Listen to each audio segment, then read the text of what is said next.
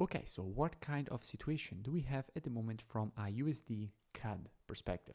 Now, immediately from the weekly time frame, we can see that the market has created a very nice impulse to the upside, followed by a clear correction, and we can expect continuation to the upside.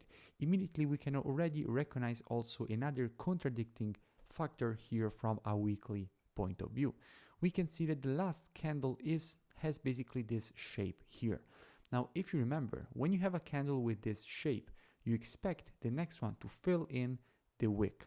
So basically the next candle to fill in the wick of this candle here, creating a movement to the downside. That is what happens most of the times. Now, in this case, this time here, it could fail because you have a bullish pattern. From a pattern perspective, I mean, from a move, you have a leg to the upside, a retracement, you expect the next leg to the upside at least to try to start. So immediately from the weekly, we have some contradictions. We go down on the daily, and on the daily, everything seems extremely clear from a perspective from which we already know exactly how we will be approaching this market. Let me explain.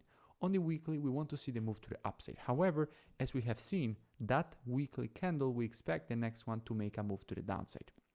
And from a daily perspective, everything is in alignment with what we have from a weekly. So the daily is absolutely in confluence with what we have from a weekly perspective. Why?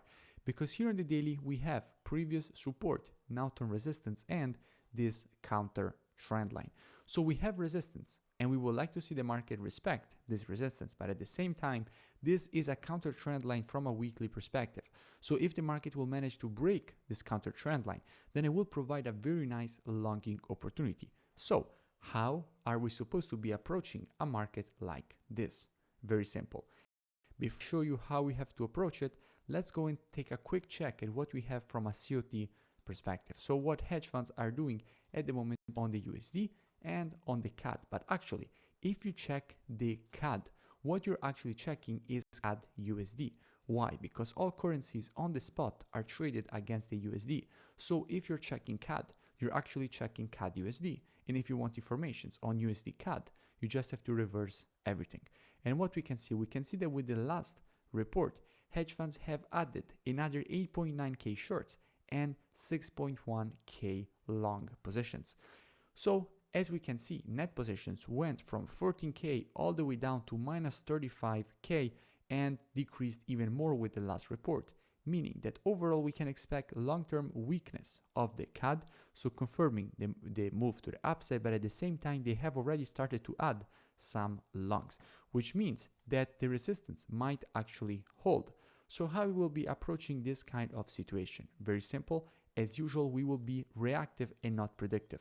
We know that the market has strong support at this area, and it has proved it multiple times. Support here, and support here. At the same time, we know that the market has resistance here. Resistance, resistance, resistance, resistance, and previous support, turn resistance, and also the neckline of this information is at this area.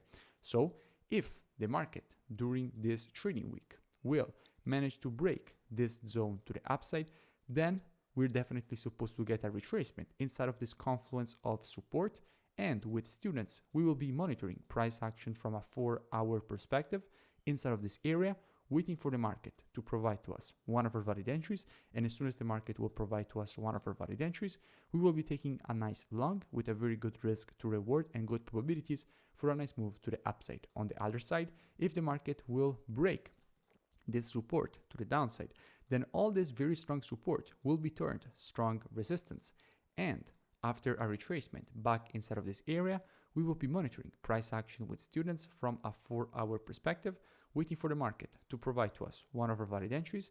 And as soon as the market will provide to us one of our valid entries, we will be taking a nice short with a very good risk to reward and good probabilities for a drop to the downside and continuation of this impulse correction and impulse pattern to the downside, with the confluence of some Fibonacci levels that we will definitely have after we have the impulse and the start of the correction inside of this confluence of resistance area.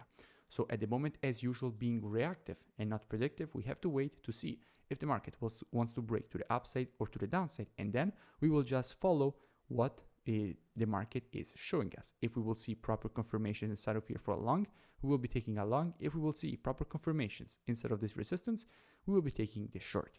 Now, if you enjoyed this free analysis and education, make sure you drop a like and a comment. It really does support the creation of more free education and analysis for all of you, and I will see you in the next video.